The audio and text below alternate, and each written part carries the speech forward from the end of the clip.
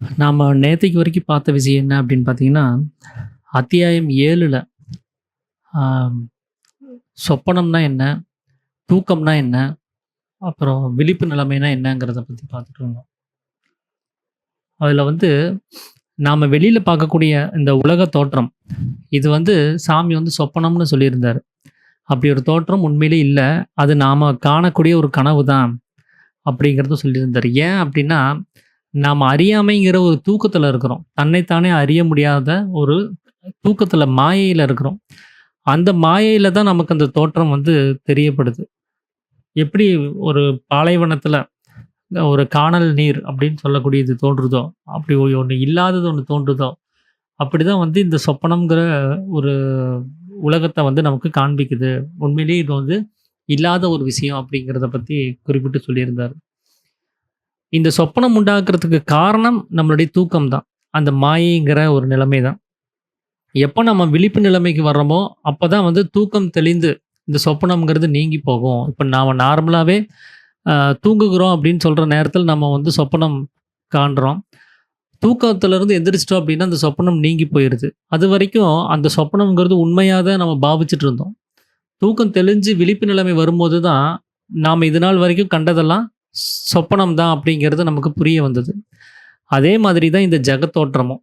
இங்க வெளியில பார்க்கக்கூடிய இந்த விஷயம் வந்து ஆ இல்லாத ஒண்ணு தான். அது ஒரு சொப்பனமா தான் இருக்குது. அத உண்மைன்னு நாம் நம்பிட்டு இருக்கிறோம். அந்த கனவு நம்புன மாரியே. இந்த தூக்கம் எப்ப நமக்கு தெளியுதோ, எப்ப நாம அந்த விழிப்பு நிலைமைக்கு வர்றோமோ, அப்பதான் வந்து இந்த தோற்றம் நசிஞ்சு போகும். அந்த விழிப்பு நிலைமைங்கிறது என்ன அப்டின்னா, தன்னைத்தானே அறியக்கூடிய ஒரு நிலைமை தான் விழிப்பு நிலைமை. என்னைக்கு நாம தன்னைத்தானே அறியிறோமோ, அப்பதான் தூக்கம் அப்டின்னு சொல்லக்கூடிய மாயையிலிருந்து நம்ம நீங்கி வர முடியும். அந்த மாயை நீங்கும்போது தான், நமக்கு இந்த ஜெகத்தோற்றம்ங்கிறது நசிஞ்சு போகும் அப்படிங்கிறத சாமி வந்து குறிப்பிட்டு சொல்லியிருந்தாரு. அப்பதான் இந்த ஜாக்கிரதைங்கிற உணர்வு வந்து நமக்கு உண்டாகுங்கிறத சொல்லியிருந்தாரு. நம்ம அத தொடர்ந்து இன்னைக்கு நம்ம பார்க்க இருக்கிற ஒரு விஷயம் வந்து என்னன்னா, அத்தியாயம் 8 இதுல வந்து அ சீடன் வந்து ஒரு கேள்வி கேட்கிறாரு. இந்த உலகம்ங்கிறது வந்து நமக்குள்ளார இருந்து உற்பத்தி ஆயிருக்கு. இது ஒரு புகை மாரி. பிரம்மா வந்து அந்த அக்னி நேத்திரத்தில உட்கார்ந்துட்டு அந்த விசாராதிகள்னு சொல்லக்கூடிய அந்த பொருட்கள போட்டு புகைய உண்டு பண்றாரு. அப்படியே அந்த பொருள்கள் எரிஞ்சதுனால வந்த புகை தான் இந்த உலகம் அப்படிங்கிறத முன்னாடியே அவர் வந்து சொல்லியிருந்தாரு. அப்போ இது வந்து உலகத்துல வந்து இந்த உலகத்த பத்தி பேசும்போது, இங்க இருக்கிறவங்கலாம் என்ன சொல்றாங்கன்னா, ஒரு கர்ம பந்தம் அப்படின்னு சொல்லி சொல்றாங்க. அந்த கர்மம் செஞ்சா தான் நமக்கு விமோச்சனம் கிடைக்கும் அப்படின்னு சொல்லிட்டு வர்றாங்க. அப்ப இங்க இருக்கிறது எல்லாமே கர்மத்த தவிர எதுவுமே இல்ல அப்படிங்கிறதையும் குறிப்பிட்டு சொல்றாங்க. அப்ப இதனுடைய பொருள் என்ன? இது ஒரு தோற்றம் தான். இது உண்மை இல்ல அப்டின்னா, இவங்க ஏன் வந்து இந்த கர்மம்ங்கிற ஒரு விஷயத்த பத்தி பேசணும்? கர்ம பந்தத்தினால தான் உலகம் உண்டாயிருக்குன்னு ஏன் சொல்லணும்? கர்மம் செஞ்சா தான் நமக்கு மோட்சம் கிடைக்கும்னு ஏன் சொல்லணும்? அப்படிங்கிறத சீடன் வந்து கேட்கிறாரு. சாமி சொல்றாரு, இந்த உலகம்ங்கிறது புகைதாங்கிறது அ சரிதான். அது ஒரு சொப்பனம் அப்படிங்கிறதும் உண்மதான். அத நீங்க பூர்ணமா அத புரிஞ்சுகிட்டு நீங்க நம்பியிருந்தீங்க அப்டின்னா, உமக்கு கர்மம்ங்கிறது அங்க எப்படி இருக்கும்? அப்படின்னு சொல்லி கேட்கிறாரு. அதுல கர்ம பந்தம்ங்கிறது எப்படி இருக்கும்? அப்படின்னு சொல்லி கேட்கிறாரு. ஏன்னா, கர்மம்னா என்ன? அப்படிங்கிறத முதல்ல தெரிஞ்சுக்கிட்டா தான், அவங்க ஏன் இத சொன்னாங்கன்னு நம்மளால புரிஞ்சுக்க முடியும்.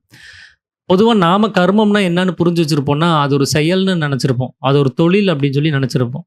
அதனால தான் கர்மம்ங்கிற ஒரு தொழில் செஞ்சா தான் இந்த உலகம் இருக்கும் அப்படின்னு நாம நெனச்சுட்டு இருக்கிறோம். கர்மம்ங்கிறது தொழில் அல்ல அப்படிங்கிறது தான் சாமி சொல்ல வர்றது. அப்ப கர்மம்ங்கிறது ஒரு காலம் அது கர்மம்ங்கிறது தொழில் ஆகாது அப்படிங்கிறத சொல்றாரு. ஏன்னா, ஒரு செயல் நடக்கணும் அப்படின்னா, அந்த சொற்றொடர் வந்து பூர்த்தி ஆகணும் அப்படின்னா, அதுல 3 விஷயங்கள் இருக்கணும். 1 ஒரு தொழில் செய்யறதுக்கு தொழில் செய்யறவன் ஒருத்தன் வேணும்.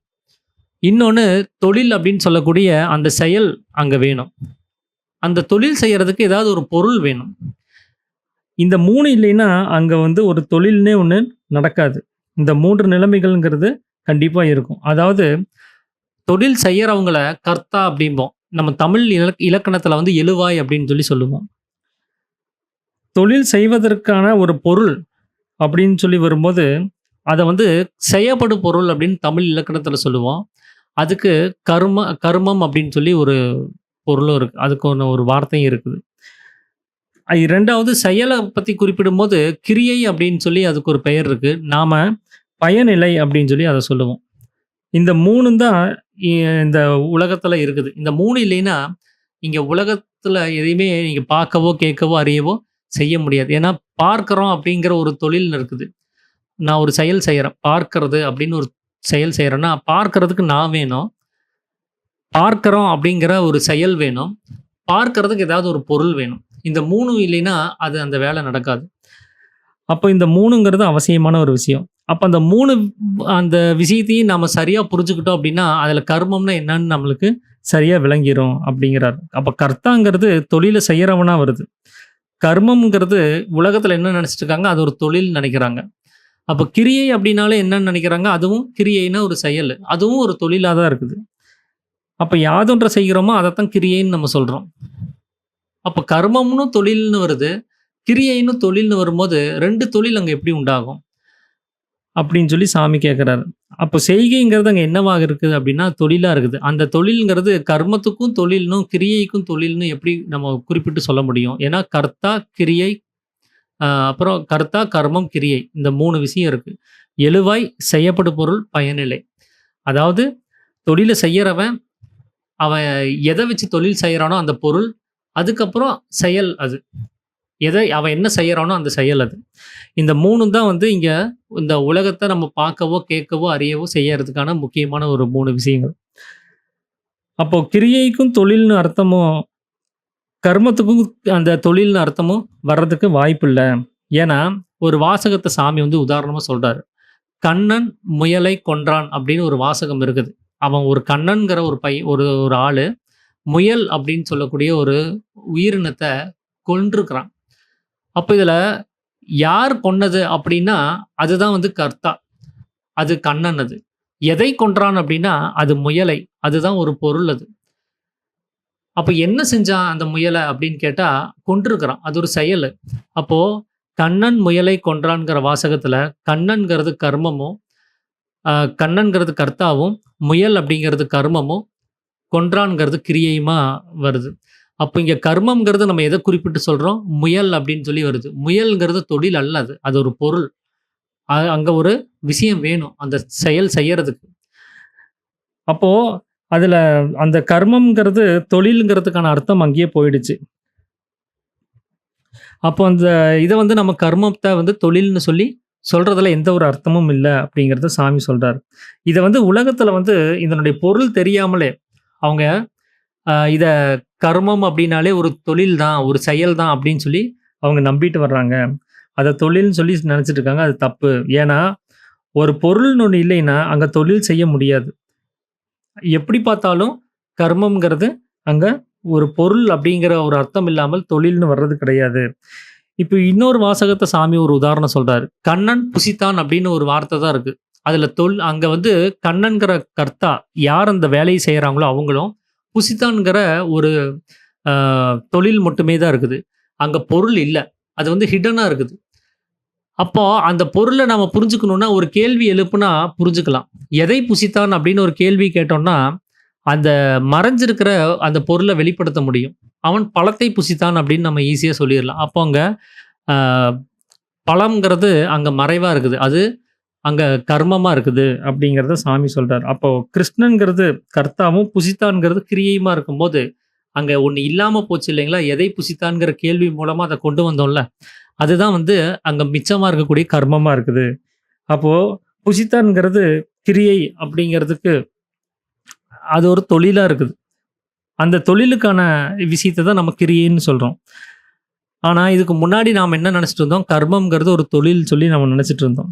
அப்படி அது தொழில்னு சொல்லி வர ஒரு வாய்ப்பில்ல. ஏன்னா, கர்மம்ங்கிறது ஒரு பொருள் அப்படிங்கிறது இதிலிருந்து வெளிப்படுதுங்கிறாரு. ஏன்னா, நாம ஒரு ஒரு மாம்பழத்த ஒருத்தர்கிட்ட பத்திரமா இருக்க சொல்லி, "அத நீங்க வச்சுருங்க" அப்படின்னு சொல்லி குடுக்குறோம். அதுக்கு பதிலா அந்த மாம்பழத்த அவரு எடுத்து சாப்பிட்டாரு. இப்ப நீங்க எங்க அந்த மாம்பழம்ன்னு கேட்டா, "நான் அந்த மாம்பழத்த சாப்பிட்டேன்" அப்படின்னு சொல்லி சொல்றீங்க. அப்ப இதுலயும் வந்து பார்த்தீங்கன்னா, அந்த மாம்பழத்தை தின்று விட்டேன் அப்படின்னு ஒரு வாசகம் மட்டும் தான் இருக்குது. அதுல யாருங்கிறது இல்ல. ஏன்னா, அந்த யாருங்கிறது யாருன்னா நான் தான். ஏன்னா, என்கிட்ட பத்திரமா இருக்க சொல்லி குடுத்த மாம்பழத்த நான் தின்னுட்டேன். அப்போ அங்க யார் தின்றதுங்கிற கேள்வி மூலமா, அங்க வந்து அந்த கர்த்தா யாருன்னு கண்டுபிடிச்சிட முடியும். அப்போ மாம்பழம்ங்கிறது கிரியையும், கர்த்தாங்கிறது மாம்பழம்ங்கிறது கர்மமும், கர்த்தாங்கிறது அ நான் அப்படிங்கிற நிலைமையும், அப்புறம் தின்றேன் அப்படிங்கிறது வந்து கிரியையுமா இருக்குது.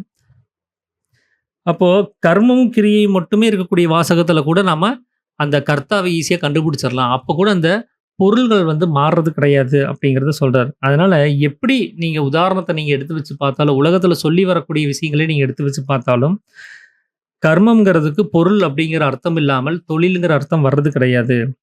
அதனால கர்மம் அப்படிங்கிறது ஒண்ணு இல்லைன்னா, அ ஒண்ணுமே இல்ல அப்படின்னு சொல்றதுக்கு என்ன காரணம் அப்படின்னா, அந்த கர்மம்ங்கிற பொருள் வந்து நம்மளிருந்து வெளிப்பட்டு வெளியில வரக்கூடிய ஆ ஜீவசக்தியா இருக்கக்கூடிய வாயு தான் அது. ஏன்னா, இந்த அ நான் அப்படின்னு சொல்லக்கூடிய அந்த நிலைமை நமக்கு இல்லைன்னா, நாம வெளியில வந்து ஒரு தொழில நம்மனால செய்ய முடியுமா? எதுவுமே செய்ய முடியாது. நான் அப்படிங்கிற அந்த விஷயம் வெளிப்படணும். அது வெளிப்படணும்னா, எனக்கு இந்த உலகம்ங்கிற தோற்றம் உண்டாகணும். அப்பதான் நான்கிற அகங்காரம் வெளிப்படும். அப்போ இந்த நான் அப்படிங்கிற அகங்காரம் வெளிப்படுறதுக்கு இந்த உலகத்தினுடைய தோற்றம் வேணும். இந்த தோற்றம் எப்படி உண்டாகுது அப்படின்னா, மனம் உள்ளுக்குள்ளார இருந்து வெளியில வியாபிக்கணும். அது உள்ளுக்குள்ளாரே அடங்கி இருக்கும்போது உலகமும் கிடையாது, அகங்காரமும் கிடையாது. நம்ம தூங்கிட்டு இருக்கிறோம் அப்படிங்கிற நிலைமையில, அந்த மனம்ங்கிறது உள்ளுக்குள்ளார அடங்கி இருக்கும்போது, நமக்கு உலகம் கிடையாது.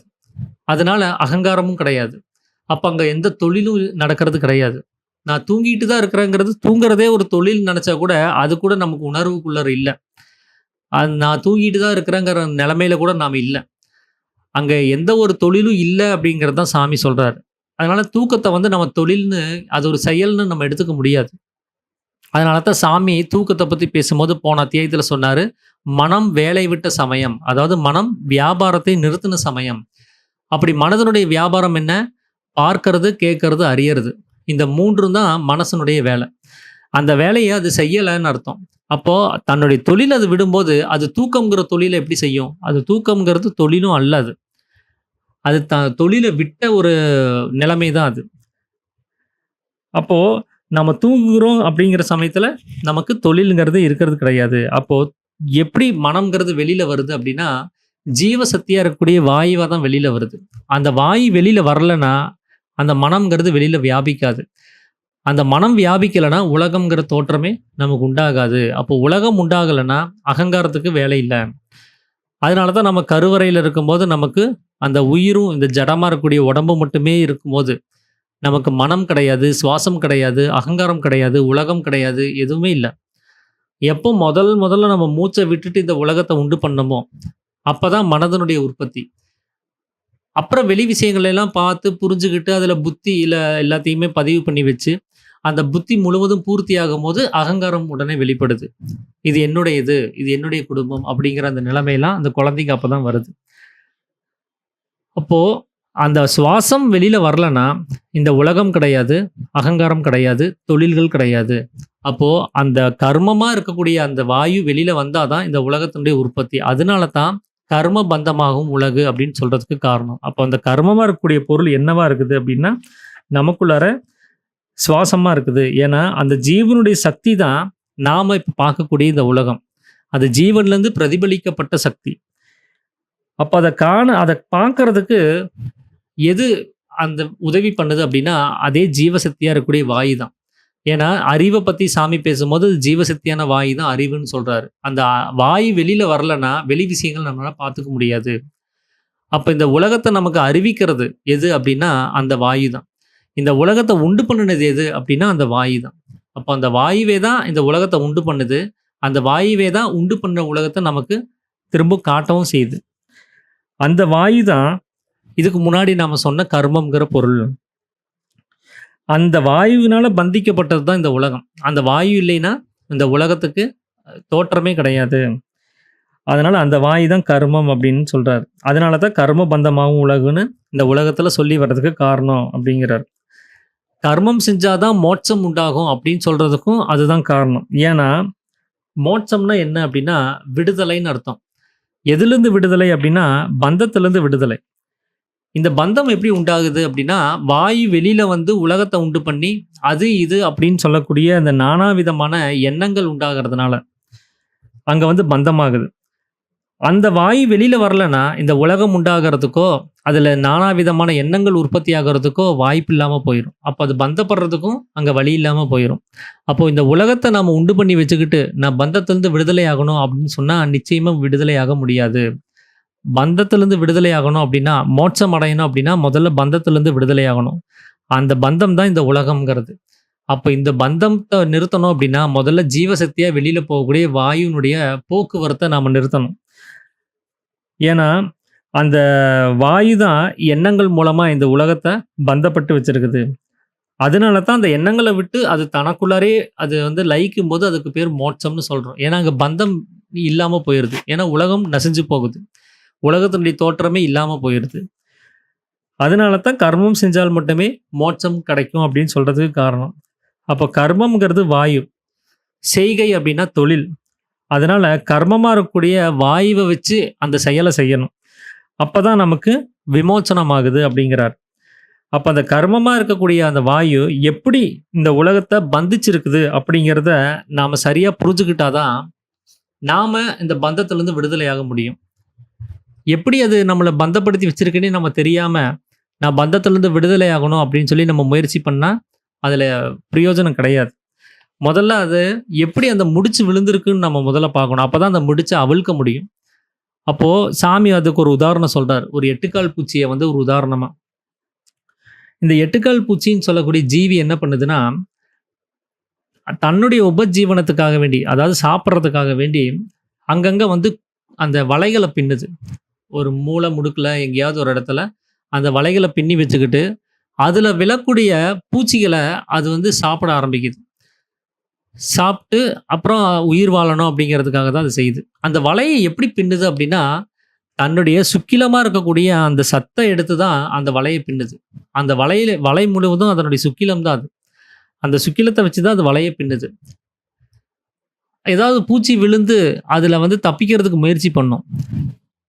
ஒரு சிலது தப்பிச்சு போகவும் செய்யுது. ஒரு சிலது அதிலேயே மாட்டிக்குது. அப்போ அது சாப்பிட்டு அது உயிர் வாழ்ந்துட்டு இருக்குது.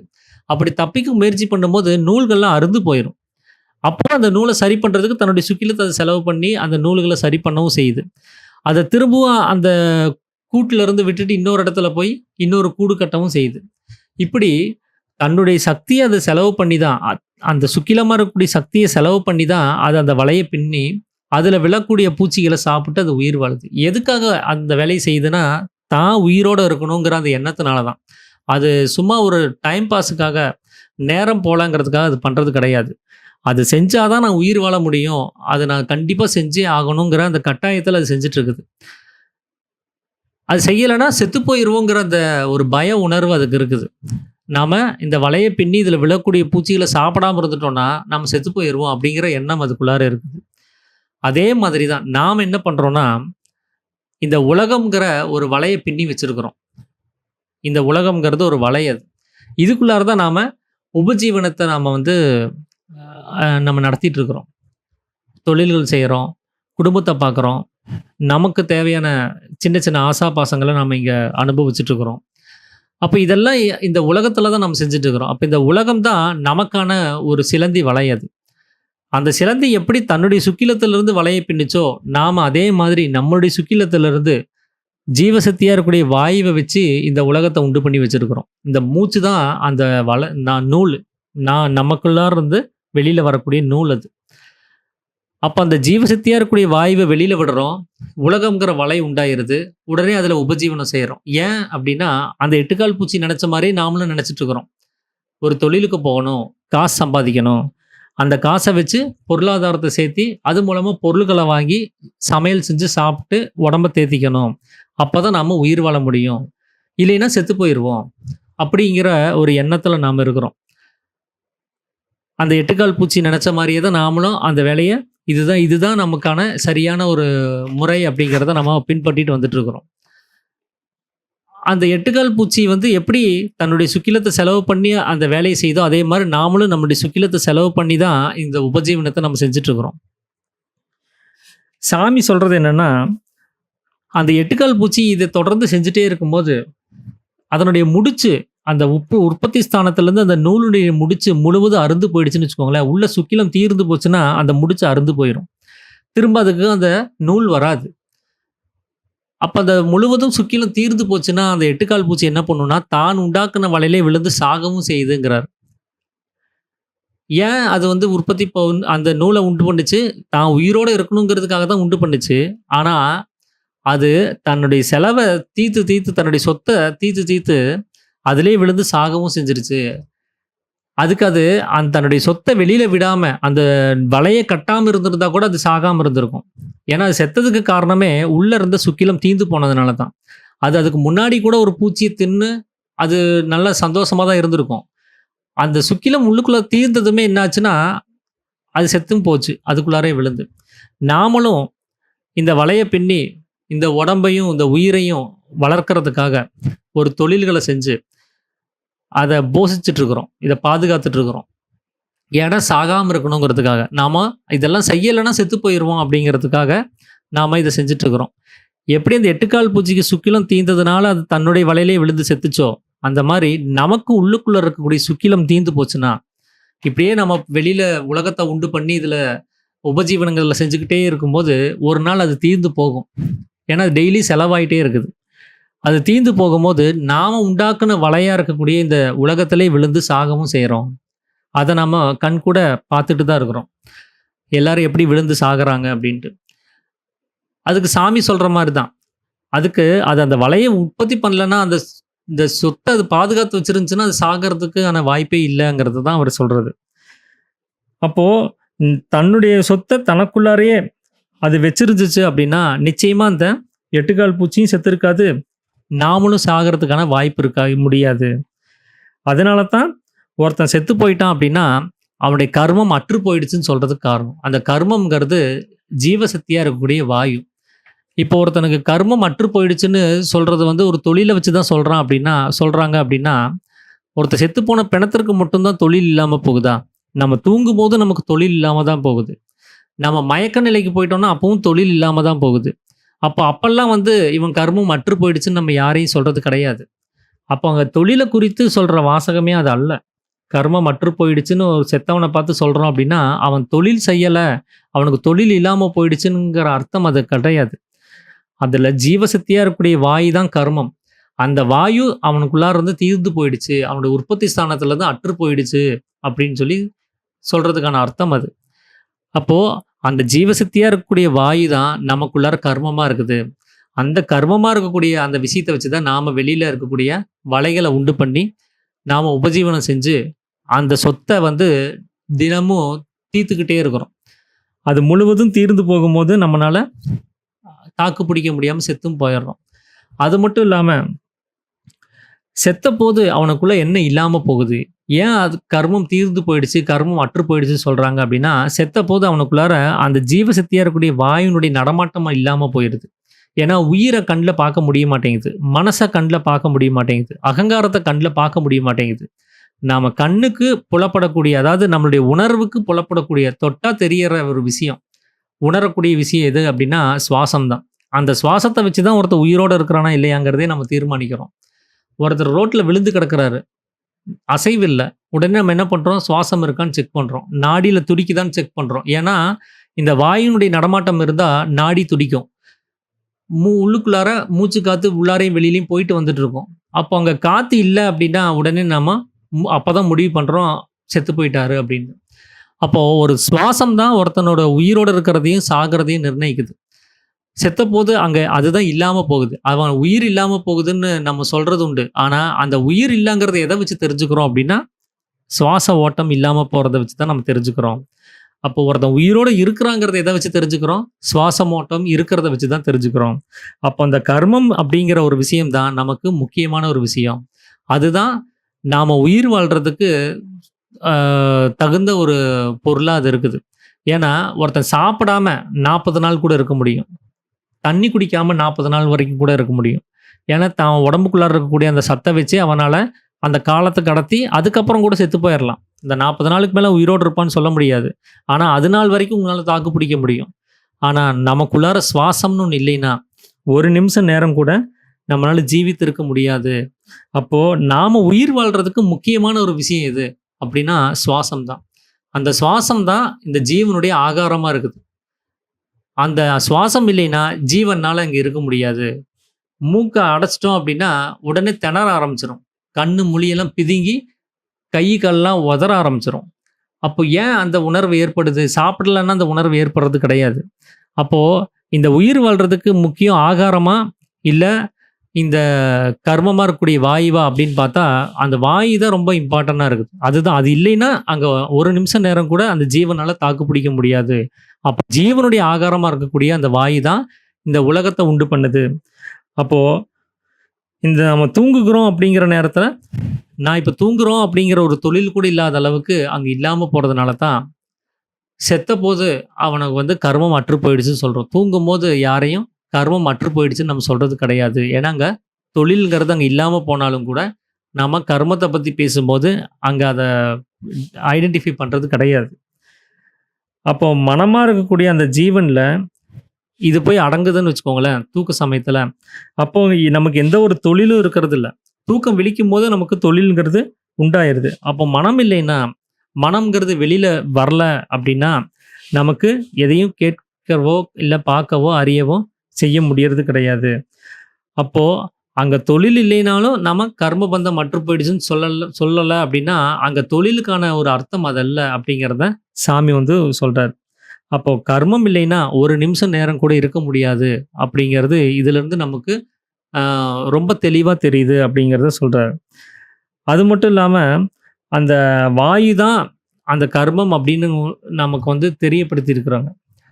அதத்தான் வந்து கர்மம் அற்று போயிடுச்சு, கர்மம் தீர்ந்து போயிடுச்சு அப்படின்னு ஒரு செத்தவன பார்த்து நம்ம சொல்றதுக்கு காரணம்.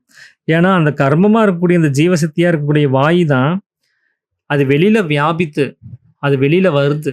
நம்ம தூக்கம் விழிச்ச உடனே அது உள்ளுக்குள்ள சமீரனன்னா பிரம்மரந்திரத்தோட சும்மா தொட்டுக்கிட்டே நடந்துக்கிட்டே இருக்கக்கூடிய அந்த வாயு, அந்த பிரம்மரந்திரத்தினுடைய தொடர்பை அறுத்துக்கிட்டு, அதை விட்டுட்டு அது கீழ்நிலையில இறங்கி வருது.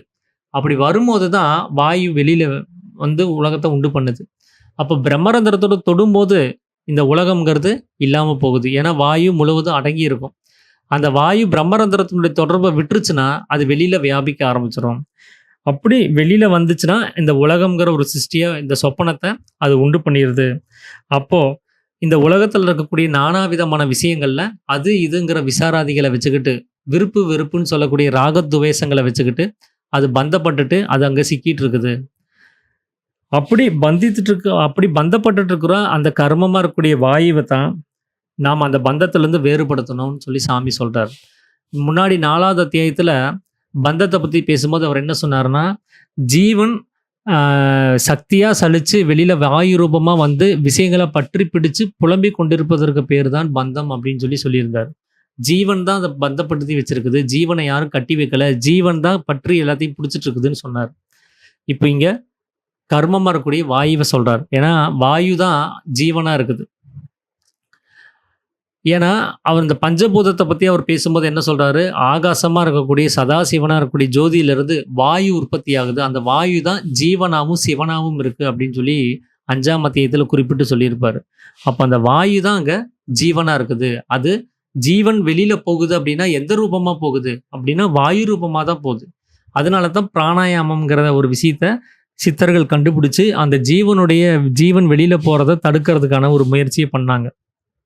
ஏன்னா அது வேற எந்த விஷயத்திலையும் போறது கிடையாது. ஜீவனுடைய சுவாபமே வாயு தான். அது மூச்சு காத்தா தான் வெளியில போகுது. அதனால தான் அது பாருங்க, ஒரு நிமிஷம் நேரம் கூட இல்லாத அளவுக்கு அதோட பந்தத்தோட இருக்குது. அந்த வாயுங்கிறது அவ்வளோ பந்தப்பட்டு இருக்குது.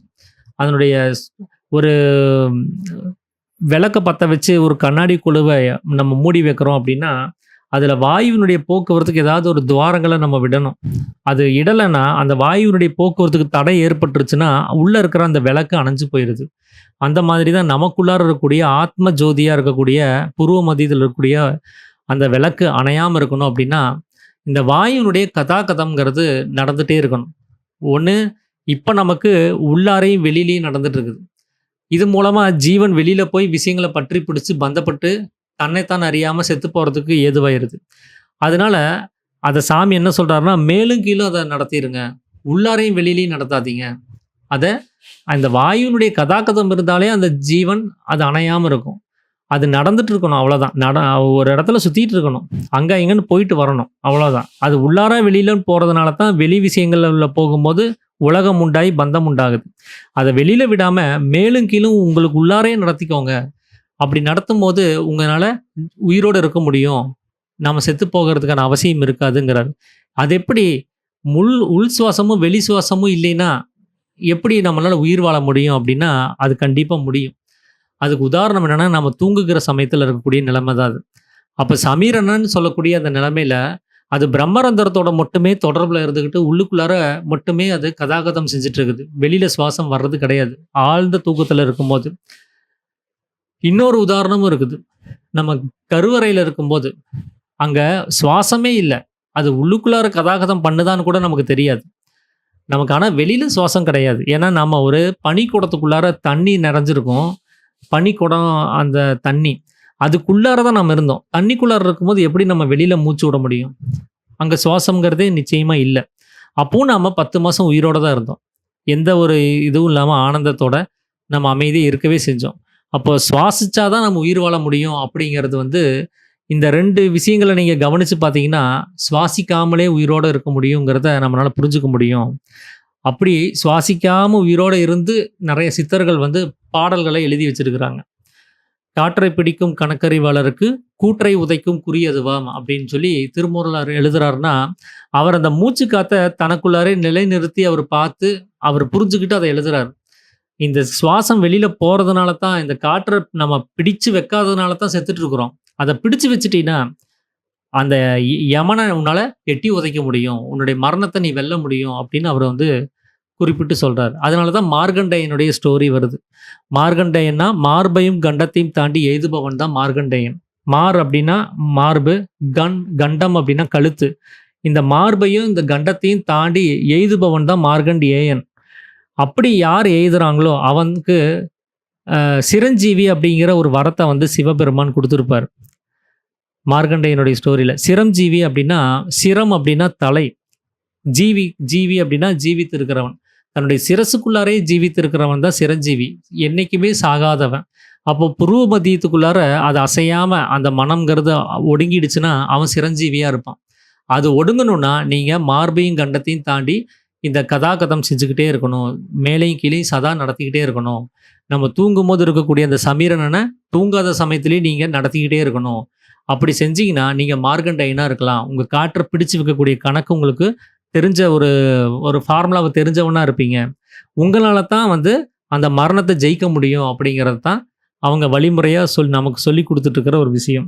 அப்படி அந்த கர்மமா இருக்கக்கூடிய அந்த வாயுவ பிரம்மரந்திரத்திலிருந்து நீங்கி வெளியில வர்றத நாம என்ன பண்றோம்னா, வெளியில வர விடாம, அத திரும்ப பிரம்மரந்திரத்தோடயே தொடர்புலயே வச்சிருக்க வேண்டிய வேலைய தான் நம்ம செய்ய வேண்டியதா இருக்கு. அத செஞ்சோம் அப்படின்னா, நிச்சயமா இந்த உலகத்தினுடைய உற்பத்திங்கிறது அங்க இருக்காது. இந்த உலகம்ங்கிறது இல்லைன்னா, நமக்கு பந்தம்ங்கிறது இருக்காது.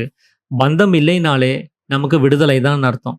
அந்த விடுதலைக்கு பேரு தான் மோட்சம். அந்த மோட்சம் செஞ்சா மட்டும் தான் நீங்க ஈஸ்வரன போய் அடைய முடியும். நீங்க மோட்சம் அடைஞ்சா தான் ஈஸ்வரனுக்கு சேவை செய்ய முடியும். அந்த வெளியில இருக்கக்கூடிய கமிட்மெண்ட்ட வச்சுக்கிட்டு, நம்ம உள்ளுக்குள்ளார இருக்கிற ஈஸ்வரனுக்கு சேவை செய்ய முடியாது. இதத்தான் இயேசு கிறிஸ்து சொல்லுவாரு. 2 எஜமானர்களுக்கு ஊழியம் செய்ய ஒருவனாலும் கூடாது அப்படிங்கிறார். அப்படின்னா 2 எஜமானர் இருக்கிறாங்க.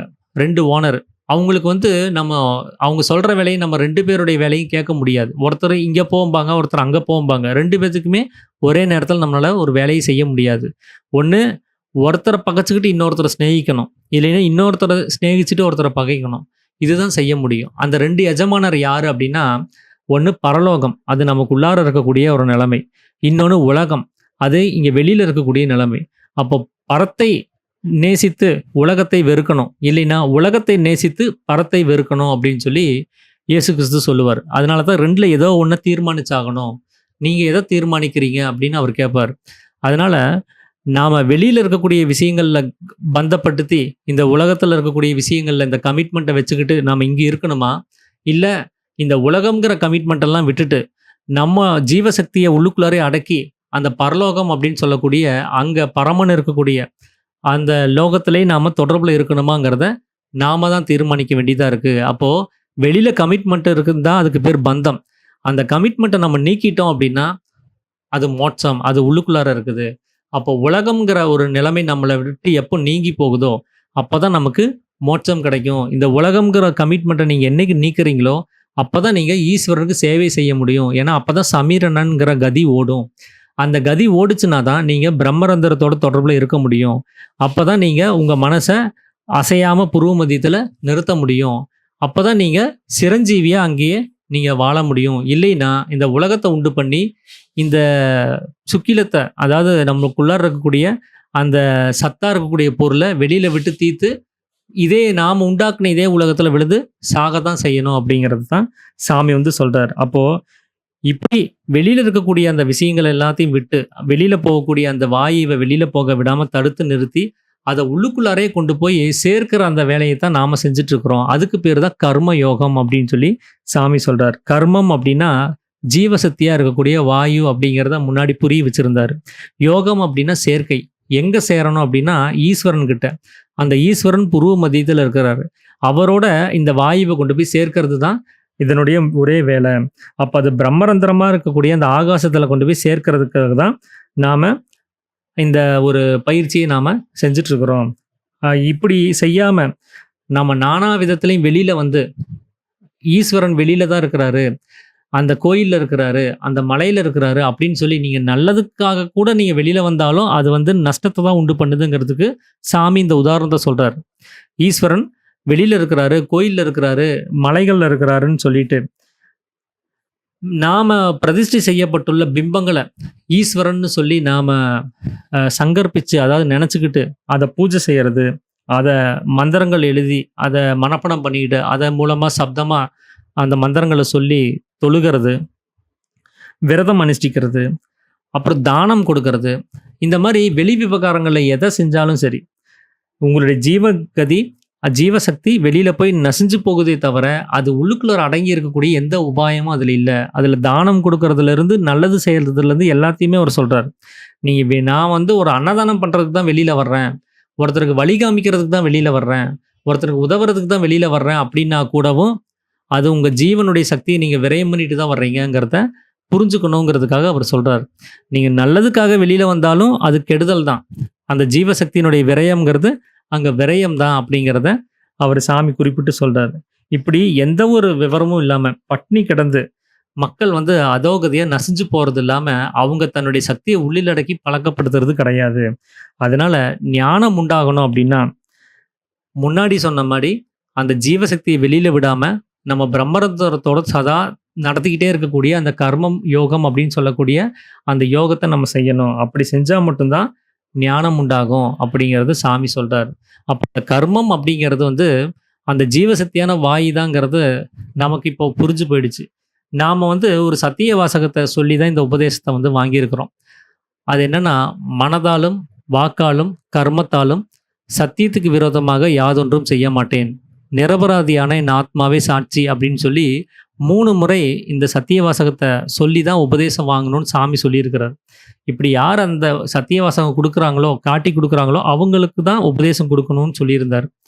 அப்படி சொல்லி தான் நாம எல்லாருமே இந்த உபதேசத்தை வாங்கியிருக்கிறோம். அதுல மனதாலும் அப்படின்னா சத்தியத்துக்கு விரோதமான விஷயத்த மனசால நினைக்க கூட கூடாது.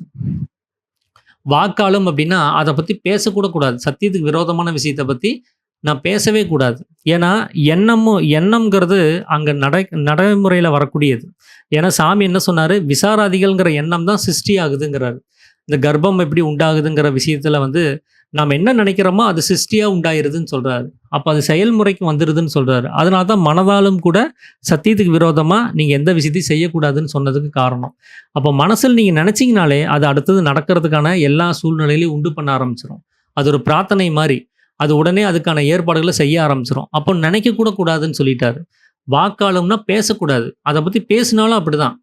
இங்கே எதுவுமே பேசும்போது ஒரு விஷயத்த சொன்னா அது நடக்குதுன்னு சொல்றாங்க இல்லையா, அவனுடைய வாக்கு பழிச்சிருச்சுன்னு சொல்றாங்க, அவன் கொடுத்த சாபம் நடந்துருச்சுன்னு சொல்றாங்க. அப்போ அந்த வாக்கும் இங்க பழிக்கவே செய்யுது. அப்போ அதை பத்தி சத்தியத்துக்கு விரோதமான விஷயத்தை பத்தி நான் பேசுறேன் அப்படின்னா அந்த விஷயத்தை நடத்துறதுக்கான சூழ்நிலைகள்லாம் இங்க உருவாக ஆரம்பிச்சிடும்.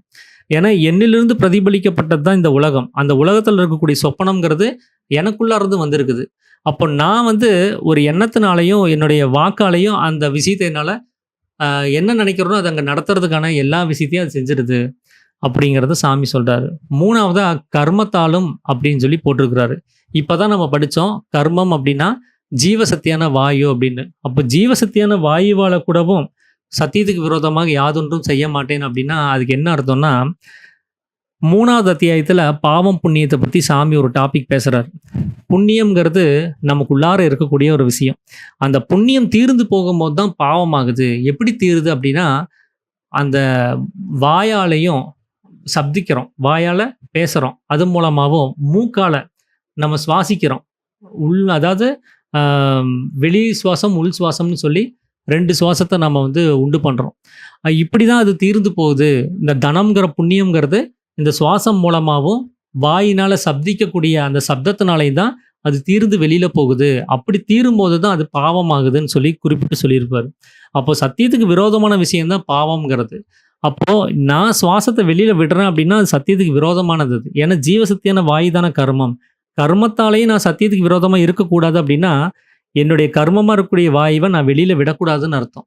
நான் விட மாட்டேன் அப்படின்னு சொல்லி நான் சத்தியம் பண்ணி கொடுத்துருக்கிறேன் சாமிக்கு. அதை நான் நிறைவேற்ற வேண்டியது இப்போ என்னுடைய கடமையா இருக்குது.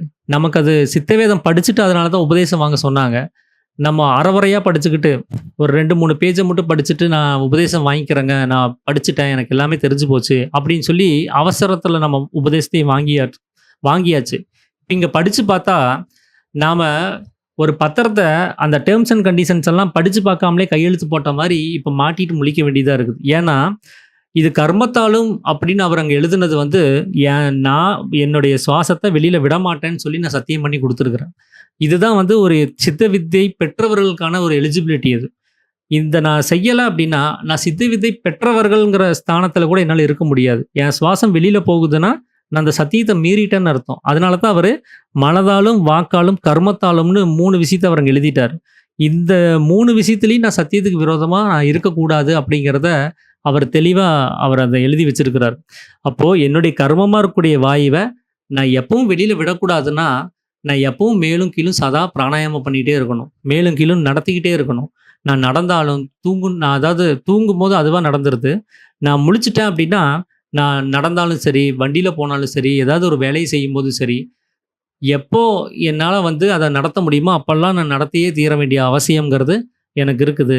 அதை நாம் இது நாள் வரைக்கும் புரிஞ்சுக்கல, நமக்கு தெரியாது அப்படின்னா இப்போ நாம் அதை தெரிஞ்சிருக்கிறோம் அப்படின்னா இனிமேலாவது அதை சரிவர கடைபிடிச்சாதான் இந்த சாமி சொன்ன இந்த சித்தவேதத்தில் இருக்கக்கூடிய அனுபவங்களை நம்மளால சரிவர உணர முடியும். அது உணரணும்னா சாமி சொன்னபடி அந்த கர்மமாக இருக்கக்கூடிய வாயுவை வெளியில் விடாமல் நமக்குள்ளாரே நடத்துறதுக்கான ஒரு பழக்கத்தை கொண்டு வரணும். அதை செஞ்சிங்கன்னா மட்டும்தான் மனம்ங்கிறது உள்ளுக்குள்ளார அடங்கி இருக்கும். இல்லைன்னா அது வெளி விஷயங்களை உண்டு பண்ணிக்கிட்டே தான் இருக்கும். அந்த உள்ளுக்குள்ளார அந்த வாயுவை கதாகதம் செஞ்சே பழக்கப்படுத்துங்க. அதை தான் சாமி கர்மயோகங்கிற பேரில் இதை சொல்லி புரிய வச்சிருக்கிறாரு. இது இந்த சத்திய வாசகத்தை இங்கே சொல்லணும் அப்படின்னா அதில் கர்மங்கிறத அவர் குறிப்பிட்டு சொல்லியிருக்கிறாரு. நான் இந்த அத்தியாயம் வர்றதுக்காக நான் வெயிட் பண்ணிட்டு இருந்தேன், அந்த சத்திய வாசகத்தை பற்றி ஒரு எக்ஸ்ப்ளனேஷன் கொடுக்கணும் அப்படிங்கிறதுக்காக. அதனால தான் இதோட சேர்த்து அதையும் பேச வேண்டியதாக இருந்தது. ஏன்னா அது முக்கியமாக நம்ம தெரிஞ்சுக்க வேண்டிய ஒரு விஷயமா இருக்குது.